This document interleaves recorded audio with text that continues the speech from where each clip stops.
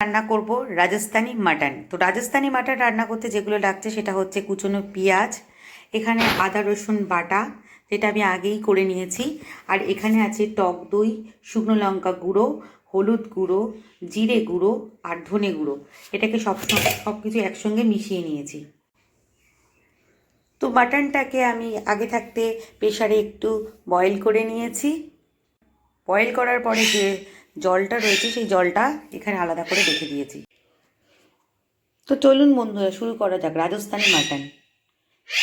কড়া গরম হতে দিয়েছি, কড়াতে খানিকটা সর্ষের তেল দিয়ে দিলাম। হয়ে গেছে, দেখুন তেলটা গরম হয়ে গেছে।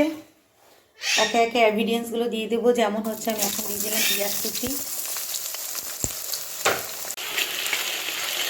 তো পেঁয়াজটা ভাজা ভাজা হয়ে এসছে, এবার আমি আদা রসুনের পেস্টটা দিয়ে দেবো।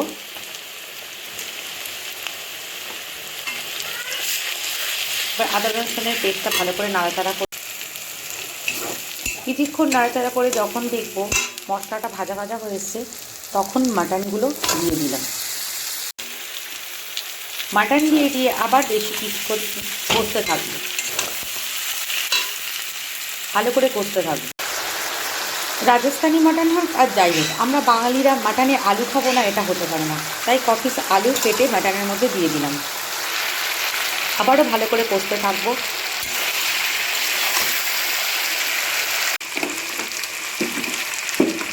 এবার পরিমাণ মতো একটু লবণ দিয়ে দেবো।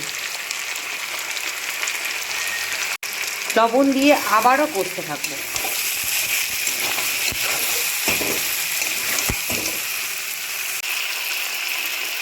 টক দই সব কিছু মশলা দিয়ে যে আমি পেস্টটা করে রেখে দিয়েছি সেটা এবার মাটনের ওপর ঢেলে দেবো, করে কষতে থাকবো।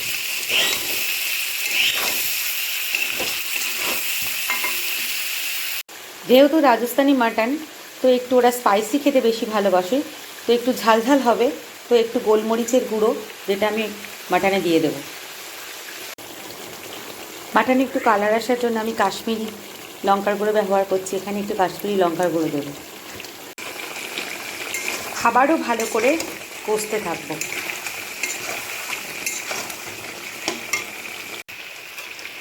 দেখুন ভালো করে কষার পর উপর থেকে তেল বেরিয়ে গেছে। এবার আগে থেকে সিদ্ধ করা যে মাটনের স্টকটা ছিল, মানে জলটা, তো সেই সেদ্ধ জলটা দিয়ে দিচ্ছি। এবার ওপর থেকে ঢাকনা দিয়ে মাটনটা কিছুক্ষণের জন্য হতে দেব। ঢাকনাটা খুলে দেখি হয়েছে কি না। না, এখনো ফুটছে, ফুটুক। একটু গরম মশলা ছড়িয়ে দিলাম উপর থেকে।